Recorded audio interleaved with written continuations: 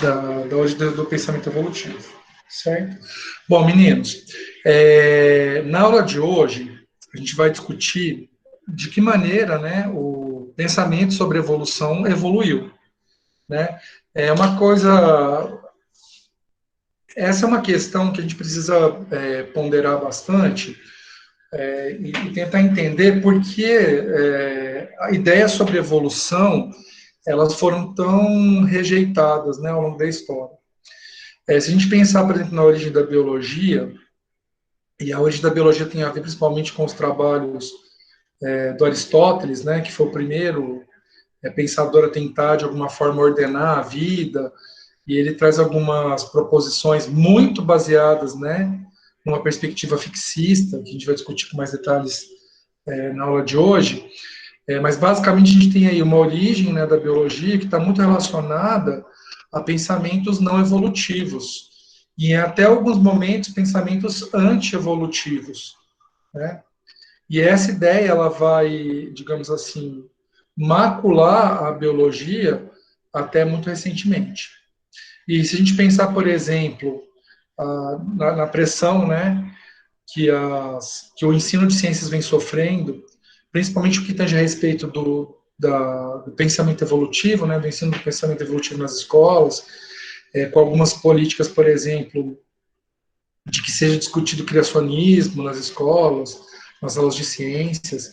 Isso já é uma realidade dos Estados Unidos, mas aqui no Brasil também existe uma pressão muito grande, né, para que a perspectiva criacionista seja, né, utilizada nas aulas de ciências. Então, quando você vai discutir a evolução biológica, você discutir junto, na aula de ciências, né, a questão criacionista. Então, vocês percebem que talvez o pensamento evolutivo seja, sobre evolução, seja perigoso, né?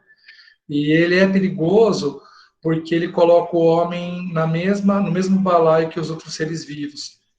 Então, tira do homem o que o homem acha que o torna especial. Entendem? Então, essa é uma questão. E outra coisa, né? Pensando na perspectiva evolutiva, isso estimula o pensamento acerca das mudanças. E mudanças em alguns contextos, principalmente se essas mudanças desfavorecerem, né, determinados grupos, isso pode não ser tão interessante, né? Mas sempre vira e mexe, a ideia da evolução biológica, ela sofre, digamos assim, algumas represálias. De qualquer forma, a gente vai discutir hoje, né, na nossa aula, quais foram os caminhos, né, históricos que o pensamento evolutivo trilhou até chegar no contexto da teoria estética evolutiva, que é a teoria que atualmente aceita, certo? A gente vai chegar no máximo até umas 10 da noite, tá, pessoal? Então, vamos ver o que a gente consegue discutir até umas 10, e aí a gente continua na semana que vem, certo? Então, na aula de hoje, a gente vai discutir, né, as ideias evolutivas e não evolutivas anteriores a Darwin, a questão criacionismo versus evolucionismo, a perspectiva, né, filosófica, que de alguma forma serve de embasamento para o criacionismo, que é o fixismo, uma primeira teoria científica, né, que foi efetivamente levada à discussão em sociedade científica, que é o lamarckismo. Depois a gente vai discutir as ideias pré-darwinistas, o darwinismo, né, e a síntese moderna. Só para vocês terem uma ideia, uma pesquisa que foi realizada com cerca de 2.000 norte-americanos, no início dos anos 2000, perguntou a questão da vida na Terra, né? E vejam que 42% das pessoas que responderam assumem uma perspectiva fixista, dizendo que as formas de vida atuais elas são iguais, a maneira que elas, do jeito que elas surgiram, elas são iguais. Ou seja, um pensamento fixista que, portanto, não é evolutivo. 48% traz uma perspectiva que a Terra surgiu, que a vida na Terra surgiu e evoluiu ao longo do tempo, e 10% não faço ideia. Então, se a gente somar esses 10% do não faço ideia com os 42% fixistas, mais da metade dos respondentes, né, traz uma perspectiva não evolucionista acerca da vida na Terra. Isso é um pouco assustador, porque o paradigma fixista ele foi superado pela ciência desde o final do século XIX. E é um pouco assustador que uma parcela significativa da população ela não incorpore a sua forma de conhecimento as ideias sobre evolução. Né? E isso é uma questão que eu confesso que me assusta um pouco.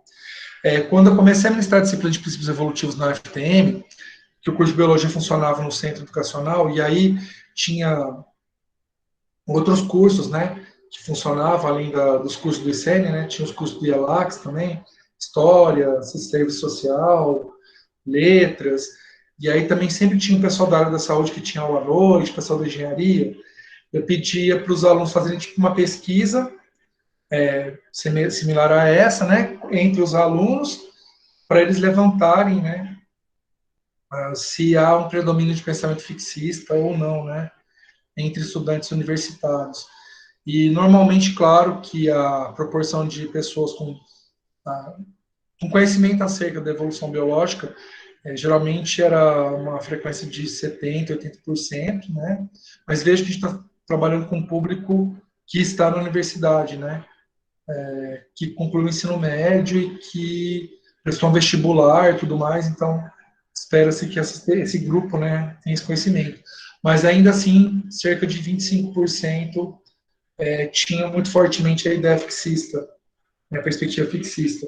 Mesmo num grupo que a gente espera que tenha uma perspectiva mais coerente com aquela da evolução biológica. Bom, aí falando do criacionismo, né, ou teoria da criação especial, o criacionismo, teoria da criação especial, ela foi utilizada como uma perspectiva científica, vejam vocês, perspectiva científica até o comecinho do século XIX. E o criacionismo, ele é baseado principalmente no Gênesis, né? E segundo o Gênesis, que é a base, né, do criacionismo, as espécies não mudam ao longo do tempo, que as espécies foram criadas, vejam o termo, foram criadas independente uma das outras, e segundo, né, esse arcebispo, o James Hutcher, que elas foram criadas mais ou menos 4.004 anos antes de Cristo, certo?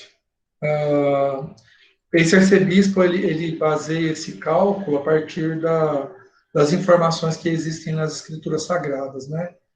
Então vejam que essa é a perspectiva que a ciência aceitou até o comecinho do século XIX. Vejam que o criacionismo ele parte de uma premissa filosófica que é anterior ao criacionismo, que é o fixismo, né? As bases filosóficas do fixismo, elas têm suas raízes na Grécia Antiga, principalmente, né, nas propostas, né, de pensamento do Aristóteles e do Platão, né? O Aristóteles, principalmente na relação da geração espontânea, do Platão na questão das essências fixas, mas também durante, né, períodos mais recentes, que é o caso do Georges Cuvier, que é o catastrofismo, que também tem essa perspectiva. A gente vai falar um pouquinho mais do catastrofismo na aula de hoje ainda. Certo? Na perspectiva fixista, então veja aqui, né? Aqui ilustra dois modelos, né? Relacionados à biodiversidade. Então veja que no primeiro modelo você tem aqui espécies separadas por tempo, mas que não apresentam mudanças na morfologia, que essa seria a perspectiva fixista. Então vejam, né? Que a maneira que as espécies estão aqui na posição ancestral, elas não permanecem, né? Iguais nas posições atuais. Quando a gente pensa em perspectiva evolutiva, a gente pensa em estágios intermediários, né, que vão ligar as espécies atuais até ancestrais comuns, né, que compartilham uma ou mais características. Ah, essa perspectiva fixista, ela também serviu de base para um pensamento, né, que ele também contaminava muito o que era o conhecimento científico até o século XIX, que é a escala Nature. A escala Nature, né, que é uma perspectiva da filosofia natural, então vejam, durante a Idade Antiga e a Idade Média, houve o crescimento de uma forma de filosofia que ela se aproximava, em certa medida, do que a gente chama de ciência hoje, que era chamada de filosofia natural. E nessa perspectiva da filosofia natural, ciência e religião elas estavam em harmonia. E nessa perspectiva da filosofia natural, há a proposta da escala Nature, ou grande cadeia da vida, na qual, né, as diferentes formas de vida elas se organizam numa estrutura contínua similar a uma escada. Então vejam que nessa estrutura, na ilustração aqui, vejam que na base da escada estão elementos não vivos, como rochas e energia, mas vejam que as plantas elas estão próximas desses elementos não vivos, né? E curiosamente os humanos estão acima, né, de todas as outras existências e estão só abaixo das divindades. Então vejam que nessa forma de organizar, né, o mundo é incluído também perspectivas que são construídas pela crença. E é óbvio, né, que então durante toda a Idade Antiga e na Idade Média, os pensamentos sobre evolução eles eram muito escassos e muito raros, e que, na verdade, havia um predomínio, principalmente das perspectivas fixistas. Porém, durante o Renascimento cultural, e aí com isso, né, o advento do método científico e a implementação posterior, né, do que a gente chama de ciência na Idade Moderna, houve a possibilidade de pensadores trazerem perspectivas diferentes daquelas da filosofia natural. E esses diferentes pensadores, eles vão contribuir de alguma maneira, né? Mesmo aqueles, né, que têm uma perspectiva fixista, que é o caso do Linneu, do Buffon, do Cuvier, mesmo esses, né, eles vão contribuir de alguma forma para o arcabouço teórico da teoria de evolução por seleção natural, que é a teoria que marca, né, a suplementação, a superação do pensamento fixista pela ciência. Então vejam aqui que desde lá do comecinho, né, do século XVIII, né, existe uma perspectiva de mudança ao longo do tempo, mas ainda com um viés fixista, que é o que foi proposto pelo Maupertuis, que é a herança dos caracteres adquiridos. Essa ideia depois ela é utilizada pelo Lamarck, já no século XIX, que aí ele utiliza essa ideia da herança dos caracteres adquiridos e uso desuso, que a gente vai discutir mais detalhes na aula de hoje.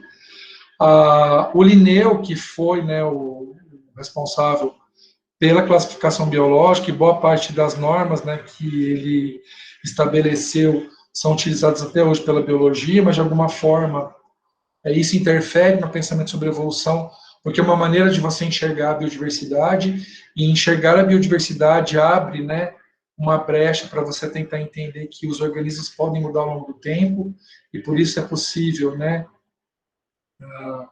a existência da biodiversidade. Ainda seguindo essa linha temporal, o Conde de Buffon, ele traz a perspectiva do degeneracionismo, que é possível, né, que as formas de vida elas vão perdendo características por um processo de degeneração. Vejo que é uma ideia de mudança também, mas ainda que tem uma forte aderência com o fixismo, diferente do que o Lamarck propõe. O Lamarck ele propõe que as espécies elas mudam efetivamente ao longo do tempo, que as espécies que existiam anteriormente elas eram diferentes das espécies atuais, né?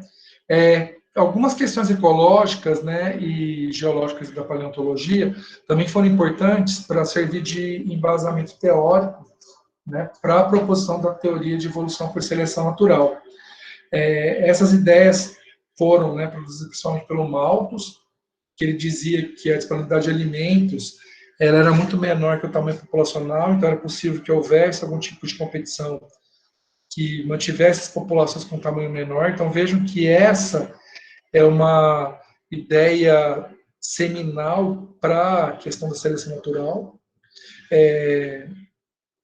Conde Cuvier, ele propunha que as mudanças geológicas elas poderiam acontecer de forma abrupta, né, e culminar na formação de diferentes paisagens de relevo a partir de eventos catastróficos. Então, vejo que a perspectiva de mudança, pelo menos para a perspectiva geológica. A gente não pode esquecer que dentro dessa perspectiva da escala Nature, as rochas também elas fazem parte de um todo, né, que constitui a natureza. Então, assumir que isso pode acontecer para rochas permite, né, abre uma perspectiva para que isso também seja utilizado para as formas de vida, visto que as rochas elas ocupam uma escada, né, de distribuição da natureza, que as formas de vida também ocupam. Os trabalhos de Saint-Hilaire, com a anatomia comparada, indicaram, né, similaridades e diferenças entre diferentes organismos, e isso é uma das evidências da evolução, que a gente vai ver na aula da semana que vem. O Lyell, que foi, digamos assim, antagonista ao Conde de Cuvier, ele dizia que há uma tendência das paisagens geológicas, né, elas se manterem e que as mudanças que ocorrem na paisagem geográfica não ocorrem de forma catastrófica, mas sim de forma gradual. Então vejo que essas duas perspectivas elas propõem mudanças na paisagem geológica e isso abre um precedente para a discussão da mudança da vida. E de forma independente, né, Wallace e Darwin eles propõem, né, uma teoria realmente de mudança das espécies ao longo do tempo e baseada no mecanismo chamado de seleção natural. Certo?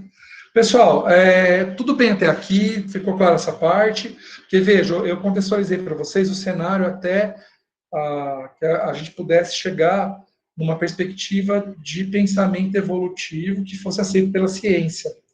E não sei se vocês tinham essa perspectiva, mas a ciência, ela aceitava como válido pensamentos fixistas, principalmente dentro da área da biologia. E isso só foi superado no finalzinho do século XIX.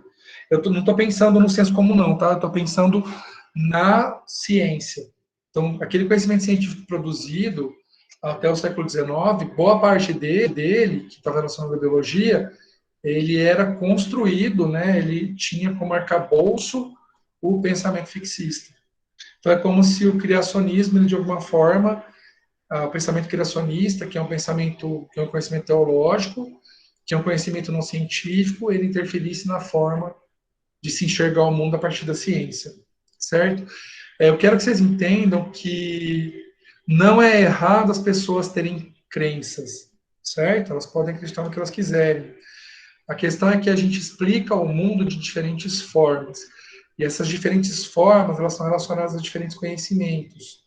E a explicação, por exemplo, de um determinado conhecimento para uma dada realidade, não necessariamente é a mesma de outra. Então, por exemplo, a perspectiva da ciência para a vida é diferente da perspectiva da religião para a vida, né?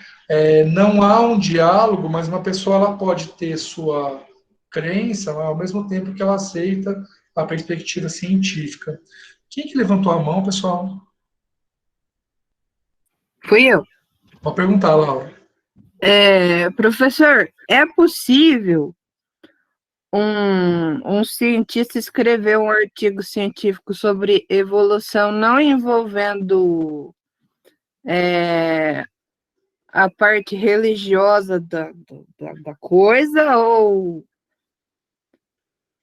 Ele ou não? deve, viu, Não é Laura? possível. Ele deve.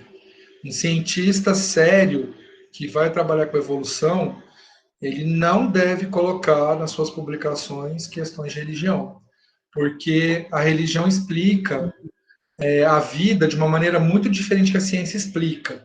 Mas o que acontece, o que costuma acontecer? Eu não sei se você já ouviu falar de uma perspectiva pseudo-evolutiva, que é o design inteligente. O design inteligente propõe que existe um dedo divino que, digamos assim, ele dá um start inicial e que depois as leis científicas para evolução elas são aplicadas. Então, essa é uma explicação, na verdade, que ela não é científica, porque ela coloca uma entidade criadora que vai interferir nesse processo de mudança das criaturas, né, dos seres vivos. Então, um cientista sério, ele não vai no seu artigo científico inserir uma perspectiva criacionista.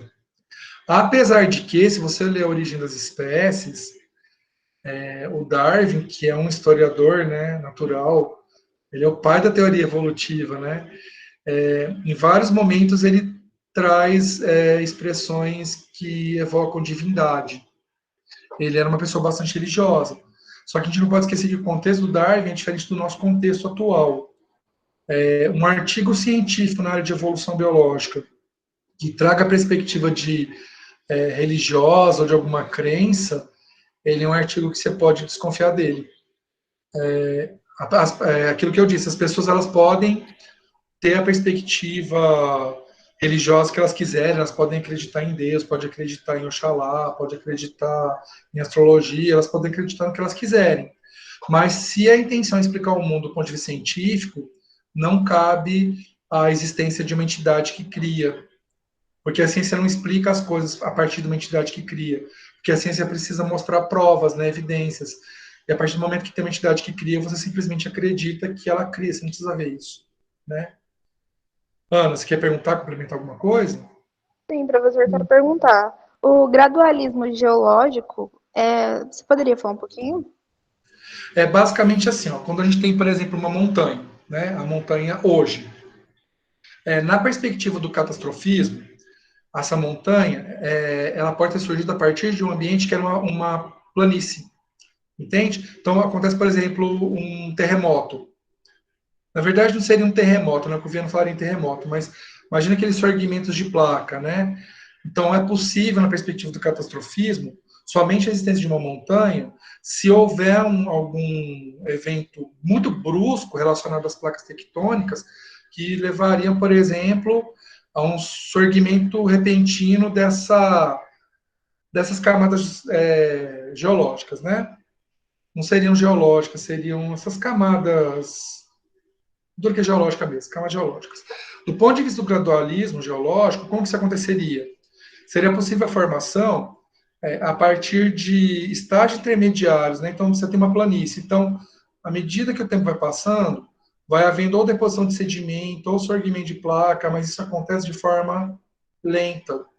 Então, é possível que um ambiente de planície ele possa formar uma montanha desde que ocorram estágios intermediários entre montanha e planície, certo? O catastrofismo ele propõe que surge uma montanha porque há um evento catastrófico que torna aquela planície uma montanha, não que é possível de forma gradual essa surgimento da montanha.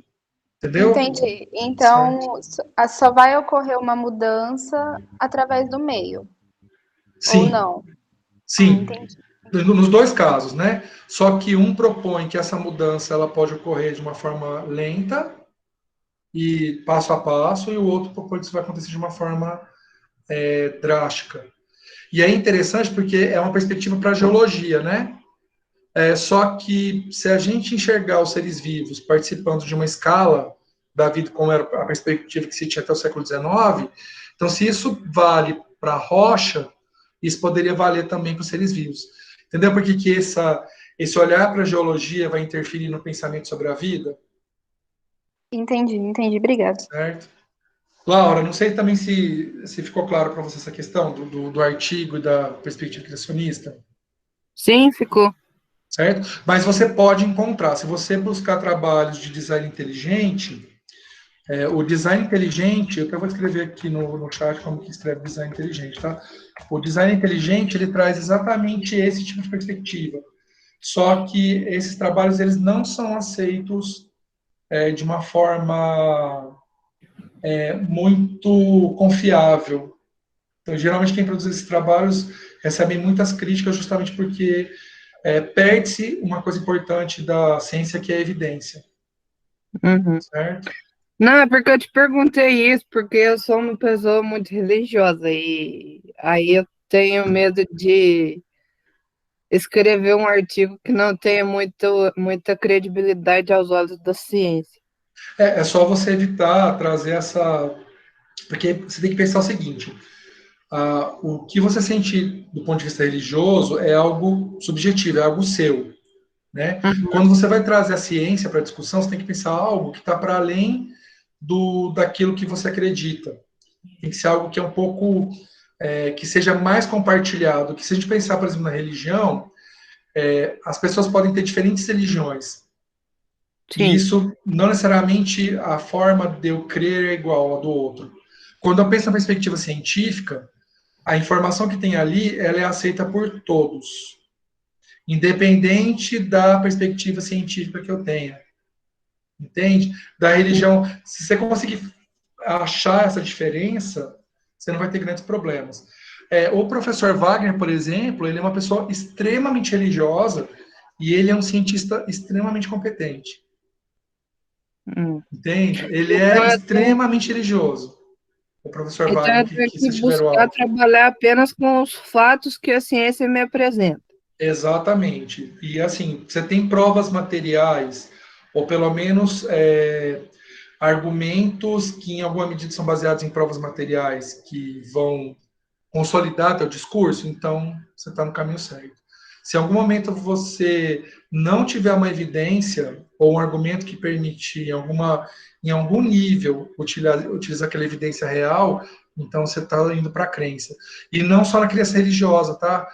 Tem certas crenças que elas são, digamos assim, fantasias construídas pelos próprios cientistas, tá?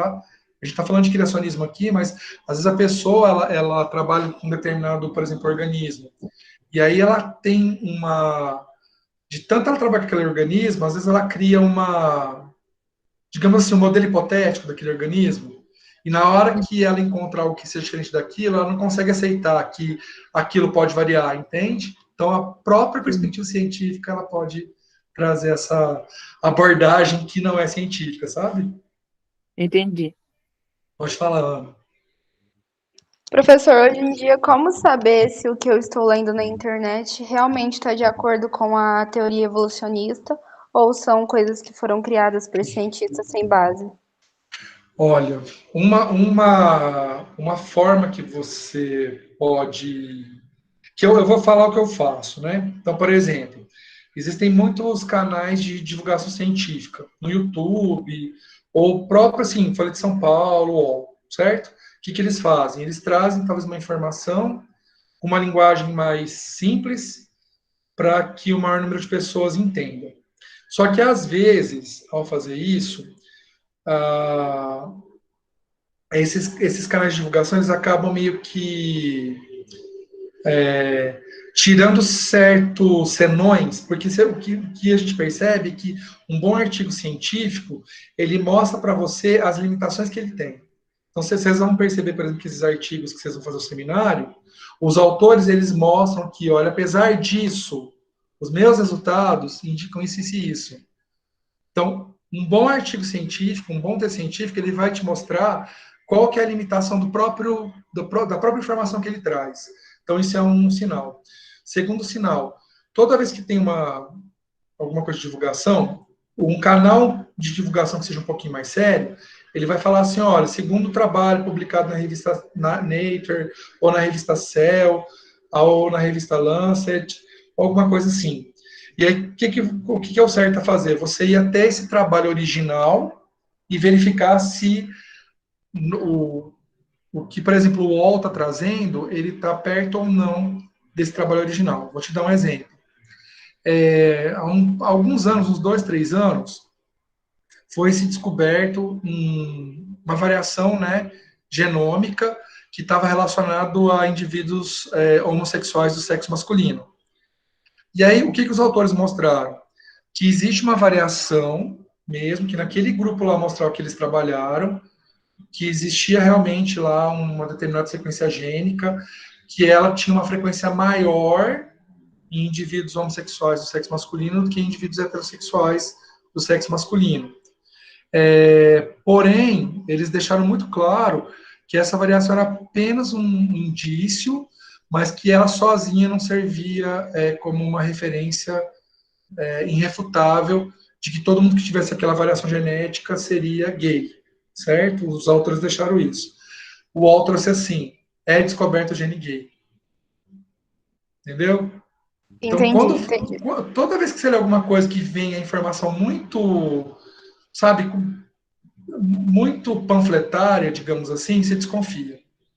É igual a questão do tratamento precoce para Covid. O fato de haver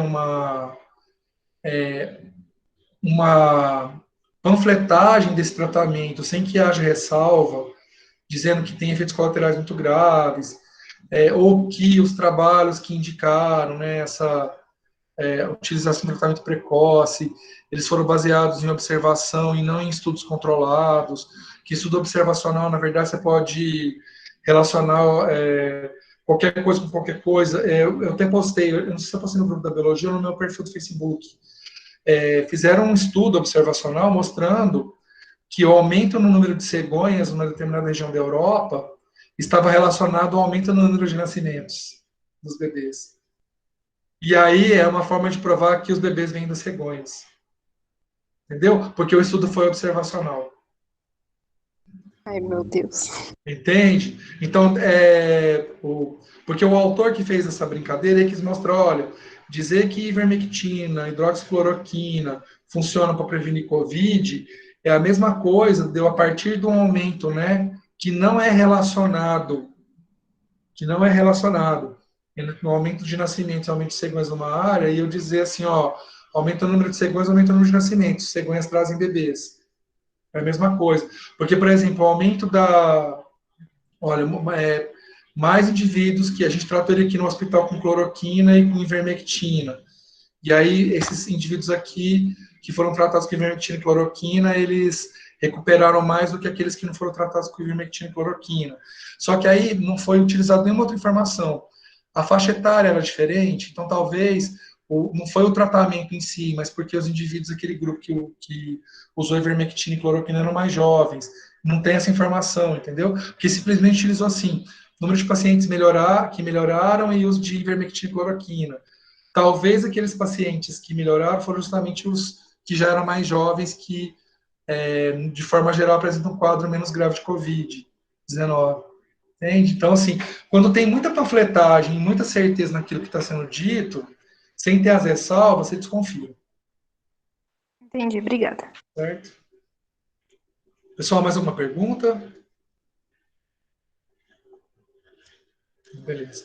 Bom, entender essa escala aqui, né, histórica, até chegar na evolução por seleção natural, que é o que interessa para a gente aqui na disciplina. E aí, só para vocês terem uma ideia, a gente consegue diferenciar as ideias fixistas, né, das ideias evolucionistas. Uma propõe que as espécies elas não mudam ao longo do tempo, a outra propõe que mudam, obviamente, né, evolução é isso, que as origens são independentes do fixismo, que existe uma origem comum, né, então todos os seres vivos em maior ou menor escala, compartilham ancestrais comuns. Aqui, cada ser vivo atual tem uma origem, né, independente, sem ter essa questão de ancestral comum. E o fixismo foi aceito até meados do século XIX, e depois, com o trabalho do Darwin e do Wallace, as ideias fixistas elas deixaram, né, de ser aceitas pela ciência, e aí as ideias evolucionistas passaram a ser aceitas. Por definição, evolução vem da palavra latina evolvere, que significa desenvolver ou desenrolar. Né? A ideia de evolução está relacionada a mudanças. Então, toda vez que vocês ouvirem o termo evolução, isso significa que tem algo que está mudando. No caso, são seres vivos. Uma definição do Darwin para evolução é a de descendência com modificação ou diversificação, ou seja, cada geração posterior ela é ligeiramente diferente da geração anterior. Quando isso acontece, significa que essa população ela está em evolução. Né? E aí, um conceito mais recente de evolução, que aí já incorpora, né, o arcabouço teórico da genética, é que a mudança nas proporções de indivíduos com características diferentes, né, características genéticas diferentes dentro das populações. Basicamente, né, digamos assim, um mapa conceitual básico para a evolução é que existem variações das populações, né, Essas variações surgem por mutação. As mutações promovem a diversificação nos indivíduos de uma população. Essa diversificação está sujeita à ação, né, de fatores seletivos que podem, né, manter variação que aumenta, né, a capacidade de sobrevivência e reprodução, e aí tem como resultado uma adaptação, ou ela pode eliminar os indivíduos que não têm essas adaptações, produzindo as extinções. Certo? Entenderam esse mapa conceitual básico, pessoal, da evolução?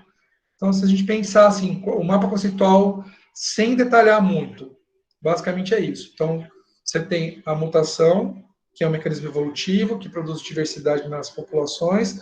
Essa diversidade, ela está sujeita à ação de fatores de seleção natural, que vão manter ou eliminar indivíduos. Os indivíduos que são mantidos, eles apresentam características que aumentam a probabilidade deles sobreviver e se reproduzir, gerando com isso uma adaptação, e aqueles que não têm adaptação, eles são extintos. Certo? Dúvida em relação a isso? Café no bule, né, gente? Tranquilo. Existem inúmeras aplicações da biologia evolutiva, né? Então, por exemplo, toda essa questão do Covid-19, essa questão que ele soltou do morcego, a questão das variantes, né, das cepas variantes, a produção de vacinas, considerando essas cepas variantes, elas são aplicações da biologia evolutiva na ciência da saúde. O manejo de pragas, né, seja por controle biológico, seja por controle químico, que interfere, né, na produção agrícola, também se baseia na biologia evolutiva. Uma série de produtos, né, que são utilizados para o nosso consumo, eles consideram essas relações, né, entre os organismos e também demandam, né, uma perspectiva da biologia evolutiva, também uma aplicação da evolução. Conserve e manejo de organismos, né? Então, verificar, por exemplo, se a variação genética da população é baixa, então uma alta taxa de endogamia, portanto, é importante que seja inserido, né, indivíduos de outras populações ali para aumentar a variabilidade e, com isso, manter evitar aquela espécie extinta. Para que seja feito isso aí, se utiliza conhecimento de biologia evolutiva. E é claro, quando a gente tem a perspectiva da evolução humana, né, uma forma de a gente entender o que aconteceu ao longo da nossa história, que nos tornou esses organismos, né, capazes de fazer tantas manipulações do ambiente, né? Então, é uma forma de autoentendimento também. E aí, uma questão que se coloca, né, pensando nessas inúmeras áreas, né, que a evolução ela pode ser utilizada na produção de conhecimento, se a evolução é um fato ou uma teoria, né? E aí o Fukuyama, ele traz que a gente pensar nessa perspectiva de fato da teoria, a gente primeiro precisa definir alguns conceitos, né? Primeiro, o conceito de hipótese. A hipótese é uma afirmação com base científica e que poderia ser verdadeira. As hipóteses, elas podem ser oriundas tanto de fatos, né? De fatos científicos, quanto elas podem ser o primeiro passo para que você desenhe, ou que você proponha uma teoria científica, né? Aí, nesse sentido, a teoria é um conjunto de informações interconectadas, baseadas em raciocínio e evidências, né? E essas informações, elas podem ser aplicadas a uma grande quantidade de observações. Então, por exemplo, aquele mapa conceitual básico que a gente viu agora, a respeito da evolução. Isso pode ser aplicado, por exemplo, para plantas, bactérias, protozoários, fungos, animais? Sim. Então, veja que esse modelo teórico, ele pode ser aplicado para vários organismos. Então, isso indica que a evolução, a biologia evolutiva é uma teoria científica, certo? E aí, será que a evolução é um fato científico? Um fato científico são evidências reais da ocorrência de um fenômeno. O fato, por exemplo, da gente conseguir fazer isso aqui com o dedo, e todos os outros primatas também conseguirem, e nenhum outro mamífero consegue fazer isso, só nós, os primatas, pode indicar que talvez nós, os primatas, sejamos evolutivamente mais próximos do que, por exemplo, nós, os cachorros, do ponto de vista morfológico, do ponto de vista evolutivo, certo? Então, sim, a evolução também é um fato. Então, a evolução é tanto um fato quanto uma teoria. Jéssica, você quer perguntar alguma coisa? Não, só... Beleza. Entenderam, pessoal, por que a evolução é um fato e uma teoria? Inclusive, a evolução é tanto um fato que na semana que vem a gente vai ter uma aula só sobre evidências da evolução. Ou seja, uma aula só sobre fatos científicos da evolução.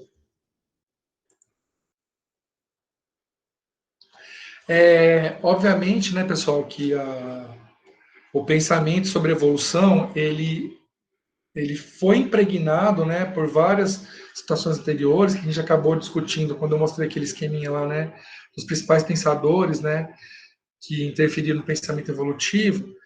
E aí eu queria só chamar a atenção para esses pensadores, não o Conde de Buffon, que a gente já falou bastante sobre ele hoje, mas esses outros pensadores aqui, né, da Idade Antiga, né, o Anaximandro, da Idade Média, que é o Empédocles, e vários pensadores, né, da Idade Moderna, que incluem, né, o Bonnet, o Linneu, o Lametrie, o Maupertuis, o Diderot e o próprio avô do Darwin, Erasmus Darwin, né? Todos esses pensadores aqui, eles trazem em alguma medida nas suas produções científicas que as espécies poderiam passar por transformações ao longo do tempo. E esse é um raciocínio elementar para a questão da evolução, né? Então, vários pensadores já tinham essa perspectiva, porém nenhum deles tinha criado um arcabouço, né, construindo em cima de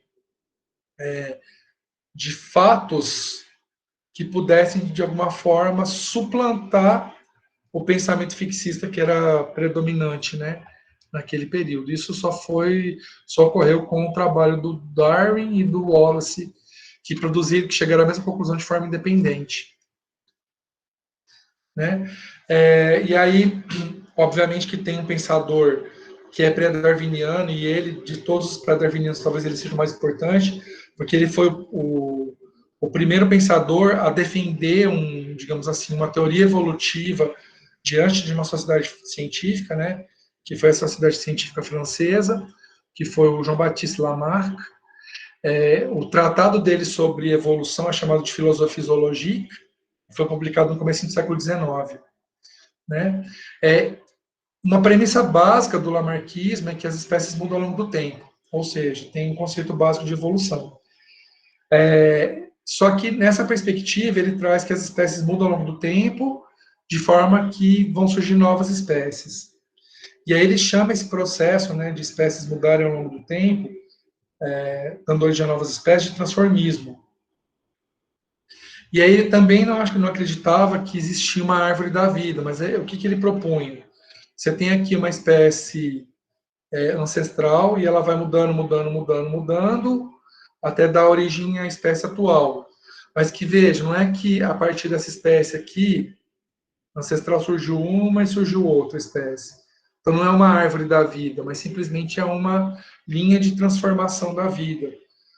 Nesse sentido, o Lamarck ele acreditava que o número de espécies que existiu atualmente sempre existiu no passado, porém essas espécies elas tinham uma outra morfologia, um outro formato, e que ao longo dessas mudanças, né, que elas passaram ao longo da história evolutiva, elas foram se transformando em espécies novas. Um aspecto fixista, né, da teoria lamarquista é que ele acreditava que no interior das formas de vida existe uma força inata que poderia desencadear todo o movimento que fazia um determinado indivíduo passar por transformações. Né? Não se conhecia genética naquela época, a ideia da herança era herança por mistura. O que significa isso? É como a gente misturar café com leite, e aí você produzir, né, o café é escuro, o leite é claro, e aí a mistura é algo intermediário entre café e leite. A ideia que se tinha é que o descendente era uma mistura dos pais. E aí o Lamarck ele dizia que seria possível passar essa limitação da mistura, porque o próprio ambiente poderia, digamos assim, ativar essa força interna, e aí o organismo passava pela mudança. E aí um aspecto, né, observacional da teoria do Lamarck é a lei do uso e desuso. Segundo Lamarck, estruturas, né, corporais que o organismo utilizava muito, elas tendiam a aumentar de tamanho, e aquelas estruturas que eles não usavam tanto, elas tendiam a se atrofiar. De fato, isso ocorre, né? Então, se vocês, por exemplo, assistirem Big Brother e vocês assistirem observarem o Caio, um dos Bastião, que quebrou o dedo do pé, se vocês olharem as duas pernas dele, vocês vão perceber que uma das pernas dele está mais fina que a outra. A perna que ele tem engessada, que é aquela que ele força menos, perdeu um pouco de tonificação muscular, né? Então, de fato, essa questão, né, da perda de tamanho de alguns órgãos em virtude da falta de utilização, isso é um fato observado. Tanto é que se a gente faz academia, a gente tende a aumentar o tônus muscular. A gente não faz academia, a gente tende a perder esse tônus, né? Quem já quebrou o braço aqui sabe que o braço quebrado, ele fica mais fino que o braço não quebrado. E aí se demora um tempo para recuperar a mesma espessura, né? Porque realmente há uma atrofia quando não há utilização. Então, a questão do uso e desuso não seria uma questão problemática. A questão problemática é a herdabilidade dos caracteres adquiridos, que tem essa proposição inicial para o Platão. Aí tem um outro pensador que traz essa ideia depois, e aí o Lamarck se aproveita. Então é como se fosse uma ideia reciclada pela terceira vez.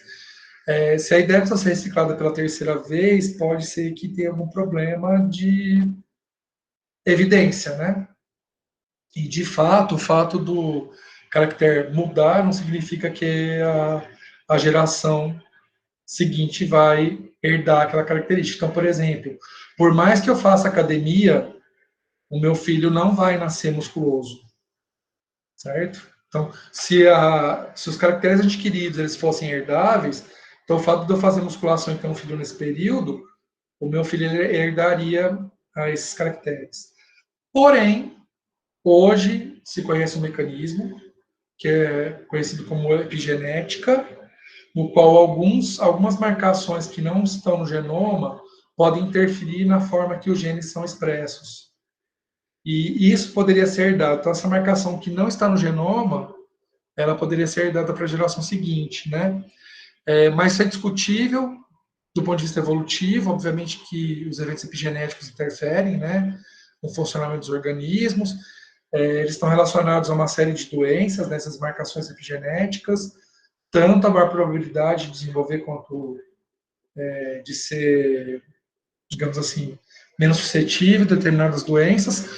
Porém, os estudos em laboratório têm mostrado que as marcas epigenéticas elas permanecem por, no máximo, 5 gerações.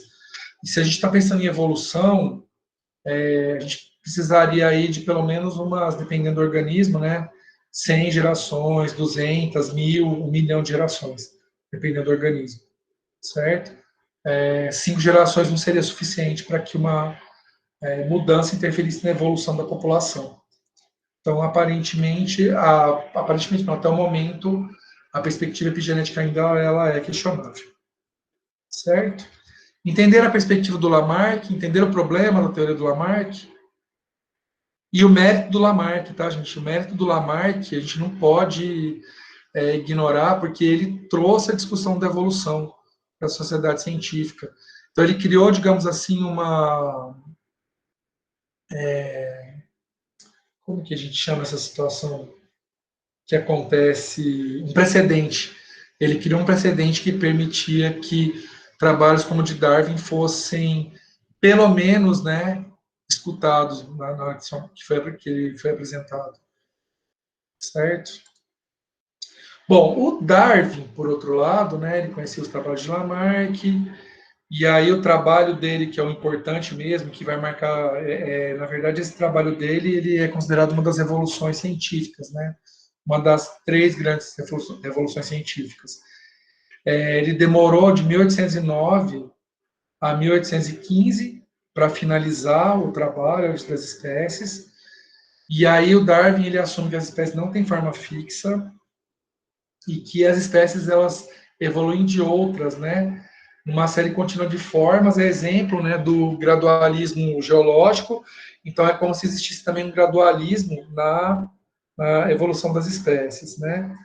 Ele teve influência de vários pensadores, que a gente já comentou sobre alguns aqui na aula de hoje, e boa parte, né, da informação ele obteve numa viagem que ele fez no HMS Beagle, entre 1832 e 1837. Nessa viagem, ele teve a oportunidade de conhecer, né, espécies de várias regiões diferentes do globo, mas em especial as coletas que ele realizou com algumas aves, né, os tentilhões, nas Ilhas Galápagos. Essas aves trouxeram, digamos assim, uma grande parte da informação que ajuda a, digamos assim, a construir o arcabouço da teoria, assim, a teoria de evolução por seleção natural. Então, só para vocês terem uma ideia, né, o navio partiu da Grã-Bretanha em 1831, e aí ele partiu, né, no sentido Atlântico-Pacífico, passando pela América do Sul, fazendo algumas paradas no Brasil, tanto na ida quanto na volta, certo? Existem registros do Darwin aqui no Brasil, quando ele fez coletas aqui, mas boa parte, na verdade, dos resultados, né, que foram promissores para a origem das espécies, ele obteve um arquipélago aqui, que é o arquipélago de Galápagos, que é um conjunto de ilhas que fica no Oceano Pacífico, né, na proximidade da costa do Chile. Então, essa viagem, né, vejam que o Darwin ele foi o naturalista, né, que participou, e aí ele fez coletas, né, nessas áreas e muitas anotações. Só que vejam, esse período de 5 anos, basicamente o que ele fez foi coletar, né, amostras e fazer observações. E aí, quando ele voltou para a Inglaterra, esse conjunto, né, de dados que ele coletou e de anotações que ele fez, ele passou a sistematizar isso.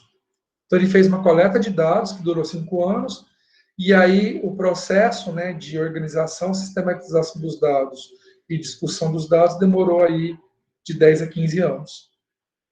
E teve como resultado, né, uma obra que é extremamente importante para a biologia, que é a Origem das Espécies. E todos os biólogos devem ler esse livro em algum momento da vida, tá, gente? Se vocês puderem começar a ler durante a disciplina, vou ficar muito feliz com vocês. Mas leiam, coloquem como uma meta, né? Estou fazendo biologia, eu preciso ler esse livro, porque esse é um dos livros importantes para, digamos assim, para a construção do que a gente chama de biologia hoje, certo? Bom, então, no arquipélago, aqui é um mapinha que mostra, né, as ilhas, né, que formam esse arquipélago. Então, vejam que são várias ilhas, algumas mais próximas, outras mais distantes.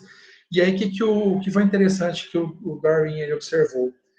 Que existia, né, uma variação na distribuição dos tentilhões. Então, vejo que aqui tem fotos, né, dos diferentes tentilhões que ocupam as diferentes ilhas, né, do arquipélago de Galápagos. E esses tentilhões eles tinham, né, formatos de bicos muito variados, e na hora que o Darwin fez a correlação entre o tipo de bico e o tipo de nutriente, ele percebeu que os bicos eles eram adaptados, né, ao tipo de alimento que uma determinada ilha apresentava. Então é como se o tipo de alimento atuasse com pressão seletiva para a manutenção de aves, né, que apresentavam bico de uma maneira X ou bico de uma maneira Y. E aí, obviamente que essas características dos tentilhões é a base, né, que o Darwin utiliza para discutir a seleção natural. Ele traz muitos exemplos, inclusive de seleção artificial de cães e tudo mais, no livro das espécies, porém, no capítulo sobre de seleção natural, a boa parte, né, digamos assim, das evidências que o Darwin apresenta estão relacionados a essas observações que ele fez em relação ao tipo de alimento e tipo de bico dos tentilhões, certo? Em 58, enquanto ele estava no processo, né, de produção do livro das espécies, o Darwin recebe um manuscrito do Wallace, né, do Alfred Russel Wallace. Eu tinha esse manuscrito do Wallace, né, em português. Eu vou tentar achar nos meus arquivos. E aí eu coloco no módulo 1, tá, gente, para vocês terem a oportunidade, caso vocês tenham curiosidade em ler. O Wallace mandou esse manuscrito, esse artigo, né, científico para o Darwin. O Darwin percebeu que os estudos, né, que o Wallace tinha feito em outras ilhas, né, em outros arquipélagos, chegaram mais ou menos às mesmas conclusões que o Darwin. E aí ele falou assim, olha, eu estou trabalhando aqui nos dados que eu coletei durante a viagem que eu fiz, e você chegou às mesmas conclusões que eu. E aí, o que você acha de eu ampliar a linha de argumentação que você trouxe aqui no artigo, com as evidências que eu encontrei, né, nessa viagem, e aí a gente publica esse artigo juntos. E aí o trabalho que a gente tem acesso, né, é o trabalho do Wallace com o Darwin, que foi mantido basicamente o mesmo título, tá? Eu vou tentar achar onde eu coloquei esse artigo traduzido do português, e eu vou colocar lá no módulo 1, para vocês terem uma ideia. É um trabalho bem mais fácil de ler do que o de das espécies, né, porque é um artigo, não é um livro, e eu acho que dá para entender qual que era a perspectiva, né, que os dois, que o Wallace e que o Darwin traziam. Vejam que, quando a gente fala na teoria de evolução por seleção natural, a gente tem que teoria de evolução por seleção natural, a gente tem que atribuir, né, a paternidade dessa teoria tanto ao Darwin quanto ao Wallace. O que aconteceu é que o Wallace ele preferiu não prosseguir os estudos em relação a essas questões mais basais da evolução, e ele se preocupou muito mais com a questão da variação biogeográfica. E aí vocês vão ver comigo depois, lá no 8º período, que ele propôs zonas, né, digamos assim, de padrões de diversidade da vida, que a gente chama de zonas biogeográficas, né? Que aí tem a zona oriental, a zona afrotropical, a zona neotropical, a zona oriental, afrotropical, australiana, paleotropical. Então tem várias, né? Que a gente vai discutir como são esses padrões e essas zonas, né, biogeográficas, elas são utilizadas até hoje nos estudos de biogeografia. Né? Então, o Wallace ele preferiu verter, né, mais para estudos de biogeografia e deixar de lado essa questão mais básica digamos assim, de uma teoria sobre evolução, certo? Mas a paternidade da teoria dos dois. E aí, em 1859, né, o Darwin publica o manuscrito final, A Origem das Espécies. O Darwin, ele assume na Origem das Espécies duas premissas básicas, tá? Que todas as espécies descendem de um ancestral comum e a teoria de seleção natural. Então, basicamente, o Darwin, ele traz duas, digamos assim, que a teoria dele de evolução é baseada em duas premissas, né? Da ancestralidade comum e da seleção natural. Inclusive, ele faz um desenho, que eu tenho até a tatuagem, essa questão aqui da ancestralidade comum. Vejo que ele faz uma filogenia, e essa filogenia é ligada para o ancestral comum, né? Na verdade, o mais certo é... Ai, meu Deus. Mostrar aqui que aqui seria a origem, né? E aí você tem a diversificação.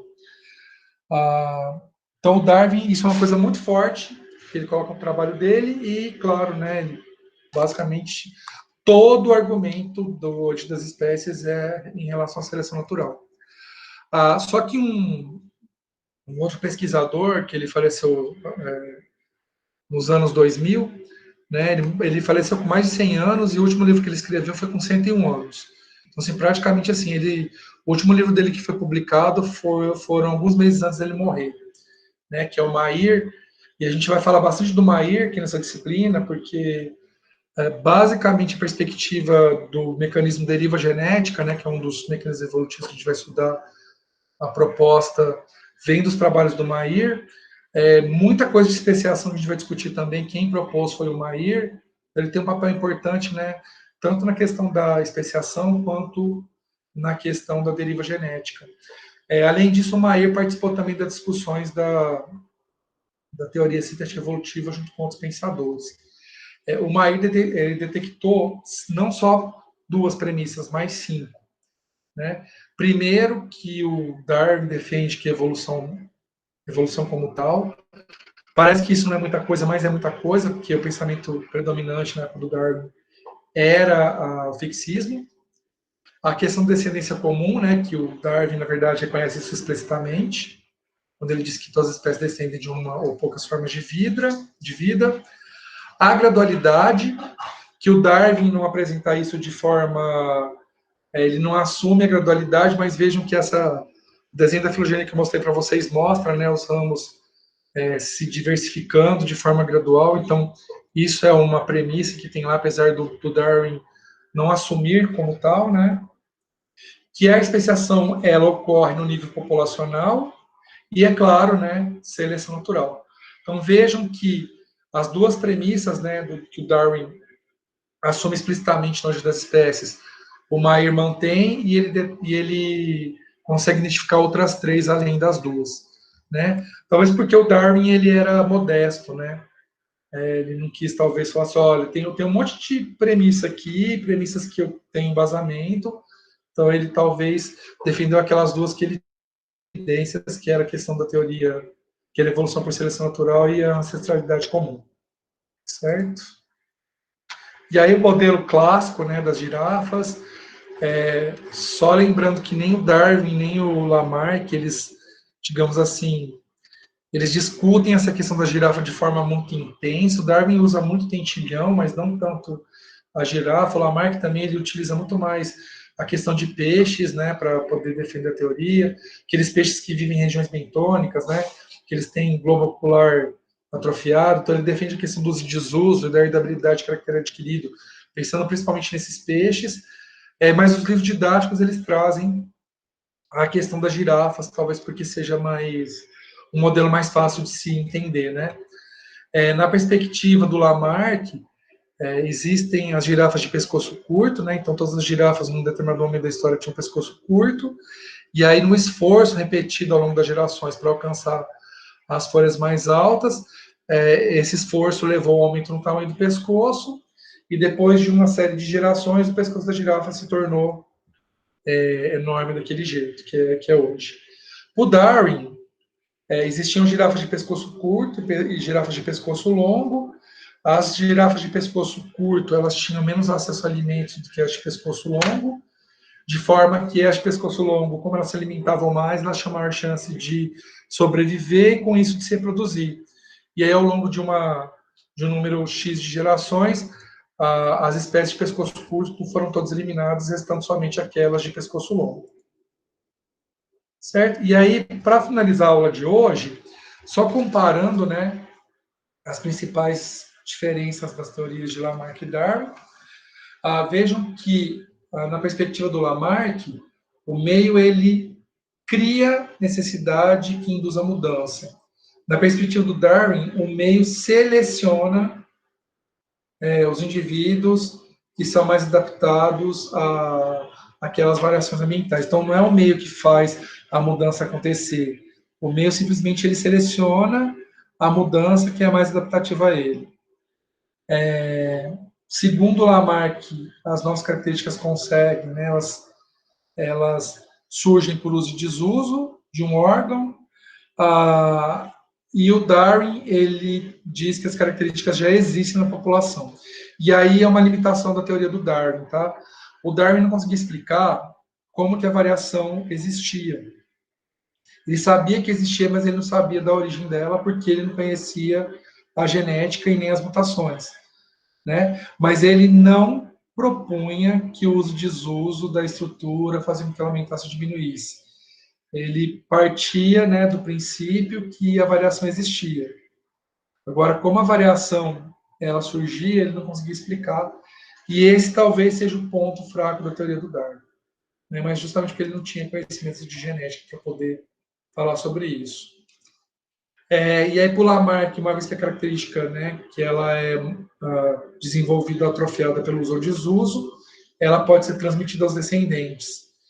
Para o Darwin, os indivíduos portadores de características que o tornam mais apto a sobreviver e reproduzir, aumenta a probabilidade dele se manter, e aqueles menos aptos aumenta a probabilidade de serem eliminados. Certo? Pode perguntar, Laura.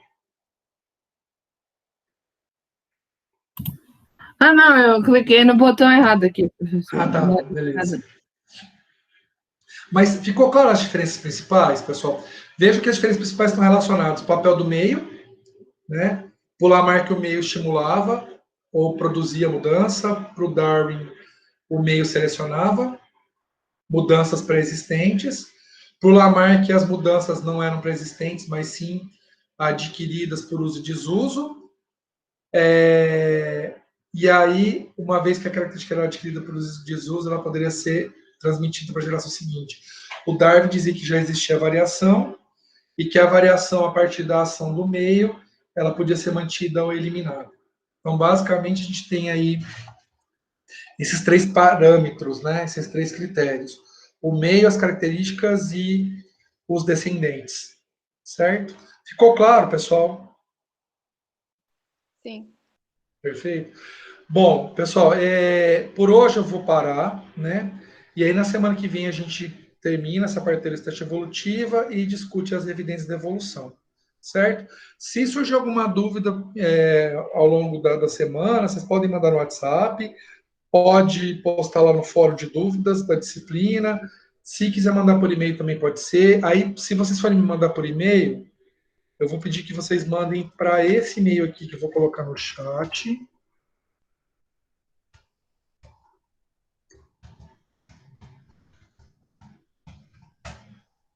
Certo? Que é o e-mail institucional. Mas, assim, eu sugiro que se vocês puderem mandar prioritariamente pelo WhatsApp, é uma forma dos colegas também ouvirem e tudo mais. E aí, aqueles que têm um pouquinho de dificuldade para escrever, pode gravar áudio. Mas, assim, na medida do possível, se vocês puderem mandar no grupo do WhatsApp, melhor, porque aí talvez uma dúvida de um pode ser dúvida de outros. Mas se vocês se sentirem meio constrangidos de mandar a dúvida, pode mandar para mim no privado, tá? Não tem problema também não. E aí, só em último caso, mandar por e-mail. O e-mail, vocês vão perceber que eu vou ter um pouco mais de dificuldade para responder, porque o que acaba acontecendo é que a gente recebe muito e-mail. Então, o e-mail eu deixo só como se realmente não tiver uma outra opção. Vocês não conseguem mandar lá no fórum de dúvida da disciplina, vocês não conseguem mandar no WhatsApp. Aí vocês mandam por e-mail, certo? Bom, pessoal, é isso. Eu espero que tenha. Eu não sei se foi muita coisa, e aí eu queria ouvir um pouquinho vocês agora. O que vocês acharam? Vocês têm alguma sugestão? Deu para entender a questão da organização da disciplina, perspectiva? Vou deixar vocês abrir a palavra para vocês falarem um pouquinho também.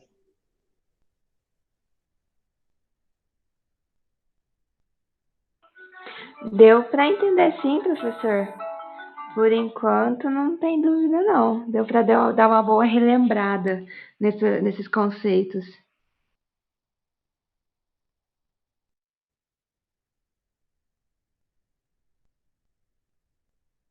Giovana, você quer falar? Porque eu vi que você abriu o microfone também, aí você ficou meio assim.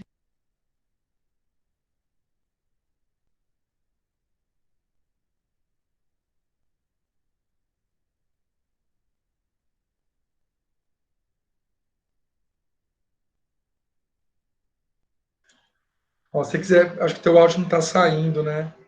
Se você quiser escrever no chat, quando você escreve, realmente esse início, Gabriel, ele retoma muita coisa que vocês talvez tenham estudado no ensino médio, sabe? Bastante coisa, acho que talvez vocês tenham estudado no ensino médio, ou talvez na aula de biodiversidade, ou na aula do sistemática filogenética, talvez algumas coisas dessas vocês já tenham visto, né? O próprio curso. Mas esse início realmente tem mais essa pegada. Depois você vai perceber que tem algumas coisas que são bem específicas mesmo do curso superior, somente questão de mutação, deriva genética. Perfeito.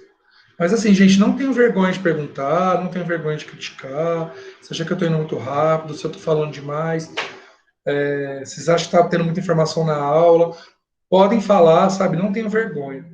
Que é até uma forma também de eu ir me policiando. A gente não dá aula para a gente mesmo, né?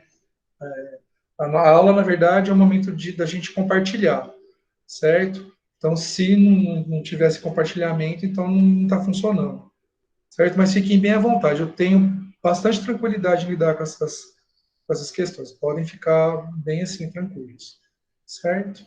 Professor, Professor, Eu tô amando as aulas, porque como eu já fiz ela uma vez, eu não fico perdida. Mas é muito bom rever o conteúdo de novo. E é bom que, tipo assim, algumas dúvidas que ficou para trás e a gente não consegue esclarecer, a gente tem a oportunidade de novo de esclarecer elas, né? Exato. E também muda, né? Porque E eu até muda. deixei a videoaula do semestre passado, pra vocês verem que a videoaula de hoje, por exemplo, não foi. É o mesmo tema, o mesmo slide, Mas tá mas diferente, eu percebi. tá Tá, mas diferente. é maravilhoso, eu tô amando. Porque, Mas assim, eu tem tô muito mal. assunto que você vai falando, eu não tô ficando perdida mais. Aí, sempre que você fala, eu falo assim, eu lembrei isso aqui, e o raciocínio acompanha e fica tudo mais tranquilo agora. Nossa, dá bem. Tomara que dê certo até o final, né, Jéssica? Mas Não, vai, vai vai, dar, vai não, tranquilo. dessa vez vai, não Vai tem dar como tudo dar. certo. Tenho certeza, vai dar tudo certo.